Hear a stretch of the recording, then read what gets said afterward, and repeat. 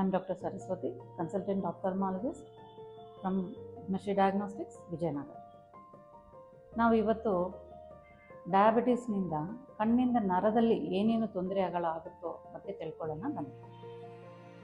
So normally ಕಣ್ಣಿನ ಮುಂದಿನ ಭಾಗ ಕಾರ್ನಿಯಾ ಅಂತ ಕರೀತೀವಿ. ಮಧ್ಯದಲ್ಲಿ ಲೆನ್ಸ್ ಇರುತ್ತೆ, ಹಿಂದಿನ ಭಾಗದಲ್ಲಿ ರೆಟಿನಾ ಇರುತ್ತೆ. ಇದು ಕಣ್ಣಲ್ಲಿ ಮುಖ್ಯವಾದ ಭಾಗ. ಇಲ್ಲಿನಿಂದಾನೇ ಬ್ರೈನ್ಗೆ ಸಿಗ್ನಲ್ ಹೋಗಿ ನಮಗೂ ದೃಷ್ಟಿ ಕಾಣಿಸೋದಕ್ಕೂ ಉಪಯೋಗ ಆಗುತ್ತೆ. ಈ ರೆಟಿನಾದಲ್ಲಿ ಎರಡು ಭಾಗಗಳು ಇರುತ್ತೆ. ಒಂದು ಸೆಂಟ್ರಲ್ ರೆಟಿನಾ, ಎರಡನೇದು ಪೆರಿಫೆರಲ್ ರೆಟಿನಾ ಅಂತ ಹೇಳ್ತೀವಿ. ಈ ಸೆಂಟ್ರಲ್ ರೆಟಿನಾನ ನಾವು ಮ್ಯಾಕ್ಯುಲಾ ಅಂತ ಕರಿತೀವಿ. ಈ ಅನ್ಕಂಟ್ರೋಲ್ಡ್ ಡಯಾಬಿಟಿಸ್ನಲ್ಲಿ ಏನಾಗುತ್ತೆ ಅಂದರೆ ಈ ಸೆಂಟ್ರಲ್ ರೆಟಿನಾ ಅಂದರೆ ಮ್ಯಾಕ್ಯುಲಾದಲ್ಲಿ ನೀರು ತುಂಬಿಕೊಂಡು ಮ್ಯಾಕ್ಯುಲಾರ್ ಎಡಿಮಾ ಅನ್ನೋ ಸಮಸ್ಯೆ ಉಂಟಾಗುತ್ತೆ.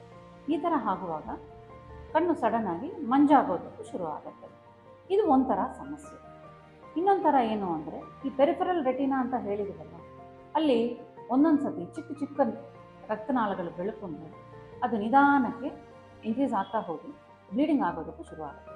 ಆ ಥರ ಆಗುವಾಗ ಕಣ್ಣು ಮುಂದೆ ತೆರೆ ಥರ ಕಾಣಿಸೋದು, ಚುಕ್ಕೆಗಳು ಓಡಾಡೋ ಥರ ಫ್ಲೋಟಸ್ ಅಂತ ಹೇಳ್ತೀವಿ, ಆ ಥರ ಕಾಣಿಸುತ್ತೆ.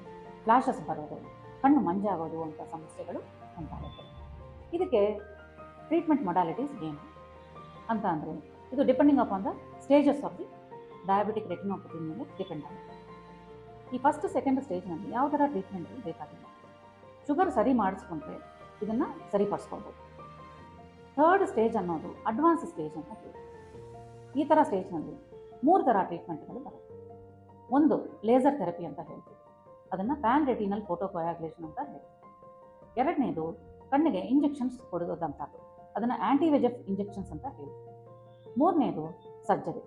ಇದು ವೆರಿ ಅಡ್ವಾನ್ಸ್ಡ್ ಸ್ಟೇಜ್ನಲ್ಲಿ ಮಾಡುವಂಥ ಸರ್ಜರಿ, ಅದನ್ನು ನಾವು ವಿಟ್ರೆಕ್ಟಮಿ ಅಂತ ಕರೀತೀವಿ. ಇದು ಯಾವ ಥರ ಪ್ರಿವೆಂಟ್ ಮಾಡ್ಬೋದು?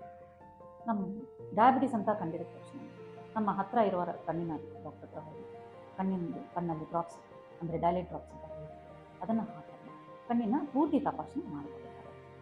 ಆ ಥರ ಮಾಡ್ಕೊಂಡಿದ್ಮೇಲೆ ಅದಕ್ಕೆ ತಕ್ಕಂಥ ಟ್ರೀಟ್ಮೆಂಟ್ ತಗೋಬೇಕು. ಪ್ರತಿ 3 ತಿಂಗಳಿಗೊಂದು ಸಲ fasting blood sugar, PPBS, HbA1c, urine protein, CBC, lipid profile ಮಾಡಿಸ್ಕೊಳ್ಳಿ. ಪ್ರತಿ 3 ತಿಂಗಳಿಗೊಂದು ಸಲ ರಕ್ತ ಪರೀಕ್ಷೆ ಮಾಡಿಕೊಂಡು ಅದಕ್ಕೆ ಕಂಟ್ರೋಲ್ನಲ್ಲಿ ಇಟ್ಕೊಳ್ಬೇಕು. ಮೂರನೇದು ನಮ್ಮ ಡೈಟ್ ಆ್ಯಂಡ್ ಎಕ್ಸಸೈಸ್. ಇನ್ನೊಂದು ನಮ್ಮ ಲೈಫ್ ಸ್ಟೈಲ್ ಚೇಂಜಸ್ನ ಫಾಲೋ ಮಾಡಬೇಕಾಗುತ್ತೆ, ಹೆಲ್ದಿ ಲೈಫ್ ಸ್ಟೈಲ್.